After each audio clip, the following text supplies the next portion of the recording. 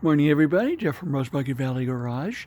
When you work on a lot of older cars, you're going to run into a parts problem where a lot of the parts that you need are in short supply or they're obsolete. And this VPG is one of them. Most of the parts on this are obsolete. One of the problems with this VPG is it was only made for a couple of years, and it was kind of an experimental vehicle. So it was made by an offshoot of Ford in Sarasota, Florida, I believe, and we needed some parts for the engine because there was some codes that were in the computer that were wouldn't allow the thing to pass smog, if it needed to go to smog, and it's awful irritating having a check engine light on all the time. So we determined that it had a 4.6 liter engine in it, and it was a Ford engine. So we found another vehicle that was a 2013. This is a 2013, by the way, that had a 4.6 liter engine in it, and the parts to a Ford F-150 2013 year model are exactly the same.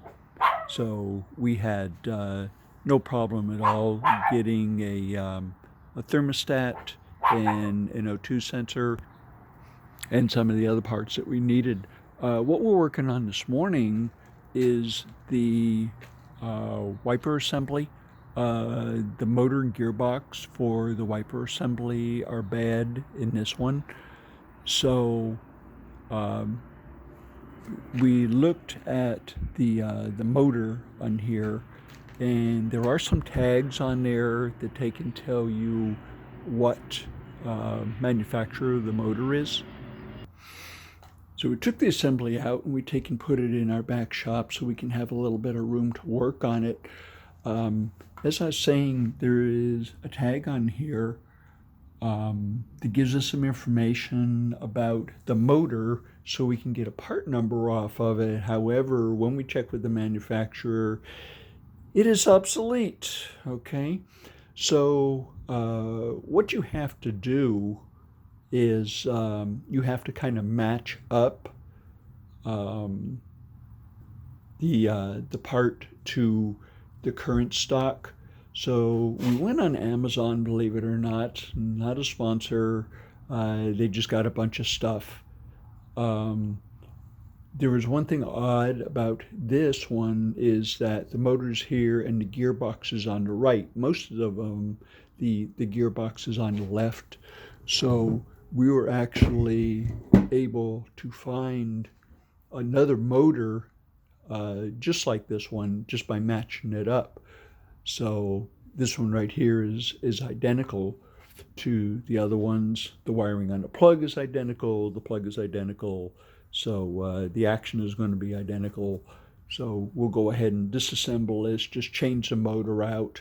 There is one bolt holding the armed assembly on, and then there's 3 bolts holding the actual motor on itself. And you can see right here, this is 1, 2, 3, and then this one right here.